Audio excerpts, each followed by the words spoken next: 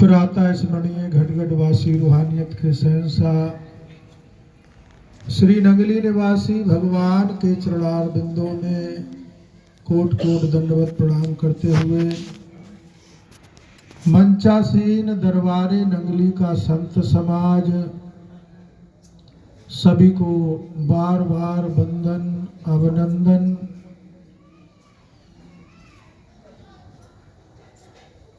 श्री गुरु महाराज जी के इस पावन कार्यक्रम की शोभा को बढ़ाने के लिए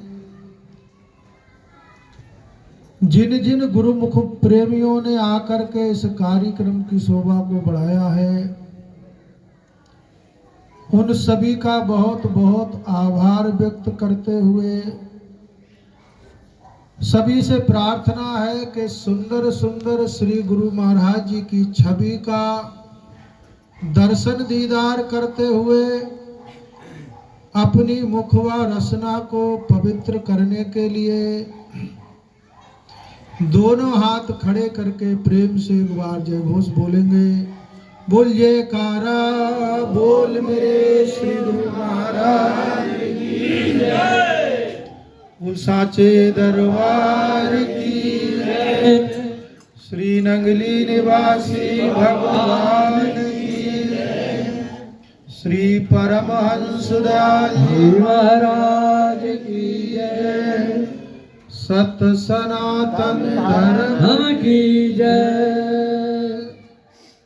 धन्यवाद प्रेमियों।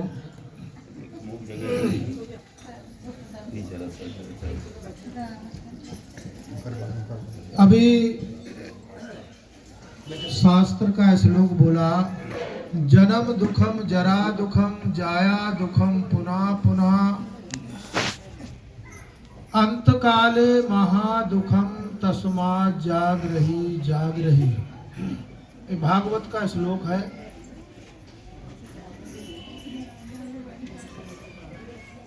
जन्म दुखम, जन्म का बहुत भयंकर दुख होता है जीव को जन्म होते समय, और जरा माने बुढ़ापा। जरा माने बुढ़ापा, बूढ़े होने पर भी बड़ा दुख होता है। किसी से पूछो तो लोग कहते हैं कि बुढ़ापा बहुत खराब है, बुढ़ापा बहुत खराब है। और जो जो लोग उस मंजिल में चल रहे हैं, उस मंजिल के जो राही हैं, पथ के पथिक हैं, उनको उसका पता भी है। जन्म दुखम जरा दुखम जाया दुखम पुनः पुनः। और ऐसी भी घड़ी आती है कि जन्म भी हो गया है और बूढ़े भी नहीं हुए हैं, बीच का समय चल रहा है, और बीच के समय में दुख मिलता है जीव को। ऐसा दुख ऐसा होता है कि अगर मैं बूढ़ा नहीं हूँ, मेरा जन्म भी हो गया है, तो मेरे परिवार में अगर कोई किसी को बहुत दुख है तो उस परिवार के दुख वालों के दुख से हमको भी दुखी रहना पड़ता है। और ये स्थिति हमारी चली जा रही है, चली जा रही है, ये संसार है। इसके बाद में वो कथाकार कहते हैं कि अंत काले महादुखम तस्मात् जागरहि जागरहि। अंत काल में इस जीव को महादुख का सामना करना पड़ता है, इसलिए तुम जाग जाओ, जाग जाओ और जाग जाओ। अब जागे हुए तो सभी हैं, इस समय तो कोई सो भी नहीं रहा है, सब जागे हुए हैं। लेकिन जो हम जागे हुए हैं, इस जागने को जागना तो नहीं कहा है,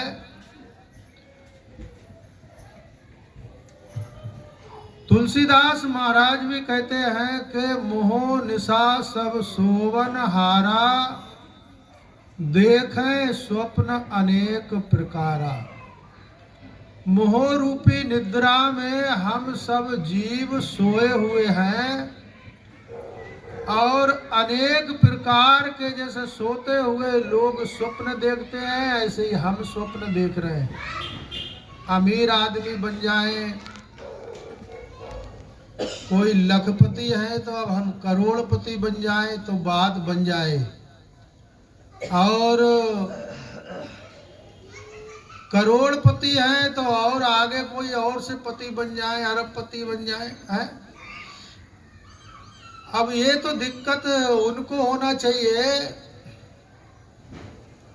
पता उनको होना चाहिए कि जिनके पास में एक कमरा था और 10,000 5,000 की नौकरी करते थे और उसमें ही सारा काम चल जाता था, और ठीक ठाक तरीके से अगर कोई आ जाता था साधु महात्मा तो उसकी भी सेवा कर देते थे और उसमें ही हमारा काम चल जाता था। अब 4 कमरे का घर बन गया। अब 4 कमरे के बाद में सोच रहे हैं कि पहले तो साइकिल से चलते थे, अब 4 कमरे वाले तो 4 चक्का वाली होना चाहिए है। तो परेशानी बढ़ गई, और परेशानी से अगर हम निजात पाना चाहते हैं, परेशानी से मुक्त होना चाहते हैं, तो इस सब का एक ही हल निकलता है कि हम सत्संग में आए और सत्संग में आकर के संत महापुरुषों के सत्संग को सुनेंगे तभी हम कुछ कर पाएंगे, अमल करेंगे। और संत महापुरुष ही ऐसा कहते हैं कि गोधन गजधन बाजधन और रतन धन खान, जब आवे संतोष धन तो सब धन धूल समान। आदिगुरु शंकराचार्य जी महाराज कहते हैं, शरीरम स्वरूपम तथा वा कलत्रम यशस् 4 चित्रम धनम मेर तुल्यम, मनस चैन लग्नम गुरो रंग पद में, ततः किम ततः किम ततः किम ततः किम। अगर आपकी सुंदरता बड़ी अच्छी है, बहुत अच्छे सुंदर हो, ज्ञानवान हो, विद्वान हो, बलवान हो, तथा वा कलत्रम, कलत्रम माने आपकी पत्नी भी बड़ी सुंदर है, विचारवान है, नीतिवान है, और यशस् 4 चित्रम आपके प्रतिष्ठा के, भलाई के, अच्छे अच्छे कारनामों के आपके चारों तरफ प्रशंसा होती है, झंडे गड़े हुए हैं। यशस् 4 चित्रम, आपका यश चारों दिशाओं में फैल रहा है। धनम मेर तुल्यम, और धन भी आपके पास इतना है कि मेरू पर्वत के समान धन की ढेरी लगी हुई है। और इसके बाद में मनस चैन लग्नम गुरु रंग पद में, ततः किम ततः किम ततः किम ततः किम।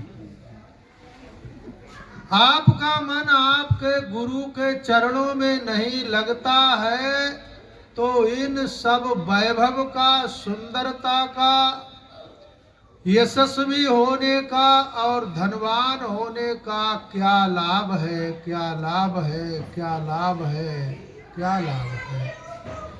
कहने का मतलब यह है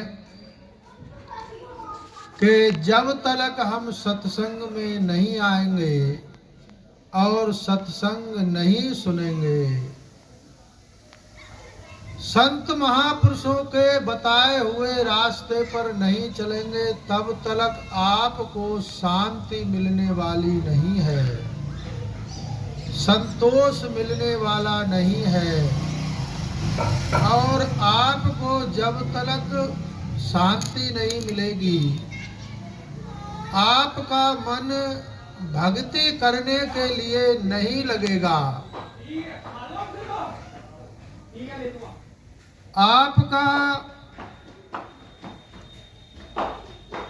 अगर इधर के लिए जीवन आपका 24 घंटे में 1 घंटा भी इधर के लिए नहीं आ रहा है तो जीवन रूपी गाड़ी तो निरंतर चली जा रही है, चली जा रही है। उम्र धीरे धीरे है तो जीवन रूपी गाड़ी हमारी तुम्हारी सबकी चली जा रही है। और इस जीवन रूपी गाड़ी में से कुछ तुम अपने लिए भी निकाल लो, जिनके लिए निकाले बैठे हो, पूरी जिंदगी खर्च करे बैठे हो परिवार वालों के पीछे। वो परिवार वाले भी कभी कभी कह देते होंगे तुमने आज तक क्या किया है? कुछ किया भी है कोई आज तक कोई ढंग का काम किया हो तो बताओ है? जिन परिवार वाले के पीछे तुमने दिन रात एक कर दी है, वो परिवार वाले भी ऐसा कह रहे हैं तो कम से कम परिवार वाले ऐसा कहें उससे पहले कुछ अपने लिए निकाल लो। और अपने लिए जब निकालोगे वो ही तुम्हारा इस जीवन में किया हुआ कोई अच्छा कर्म होगा, और जो अच्छा कर्म होगा वो ही आगे के लिए आपका धर्म होगा, और जो धर्म होगा उसी के आधार पर आगे के लिए आपका जन्म होगा है। ये सत्संग ऐसी नींव है कि जिस 4-4 मंजिला पे बैठे हैं हम लोग, इसकी नींव बढ़िया है, मजबूत है, इसलिए 4 मंजिला बिल्डिंग खड़ी है, आनंद ले रहे हैं। ये अध्यात्म के संसारी रास्ते पर से हट कर के अध्यात्म के रास्ते पर जीव को लाने वाली अगर कोई चीज है तो वो सत्संग ही है। अच्छी संगत जिस प्रकार से स्वामी विवेकानंद जी ने अपना रूटीन बदल दिया कि भैया ऐसा है कि हम स्वर्ग जाना नहीं चाहते, हम नरक जाना चाहते हैं, पर सत्संगी लोग मिल जाएं हैं। सत्संगी जब लोग मिल जाएंगे तो वो नरक को भी स्वर्ग बना देंगे। इसलिए सत्संग बड़े मायने हम सबके जीवन में रखता है। हमारे संत महापुरुषों ने कहा है कि संगत ही गुण उपजे, संगत ही गुण जाए, बांस फांस और मिश्री एक भाव बिकाए।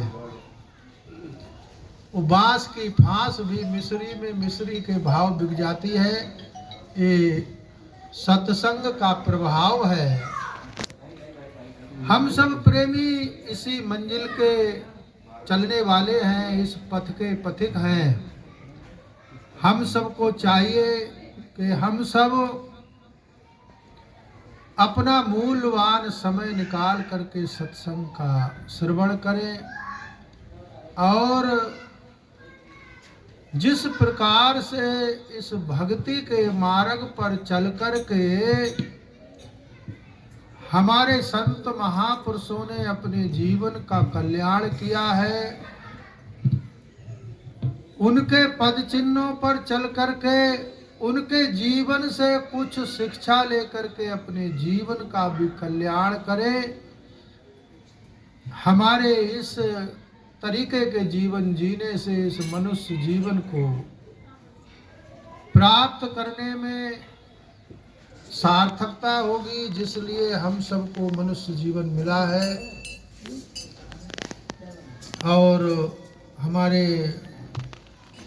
स्वामी जी कह रहे हैं कि हमें तो चिंता है, किसी का पानी 9 बजे चला जाता है, किसी का कुछ हो जाता है। अब उस कैटेगरी में हम भी हैं। अगर हम आगे को चले चलेंगे महाराज तो गड़बड़। कोई नहीं आता। पानी जोगिंदर ले जाके पानी फिर नहीं आएगा ना, जब कोई नहीं आता।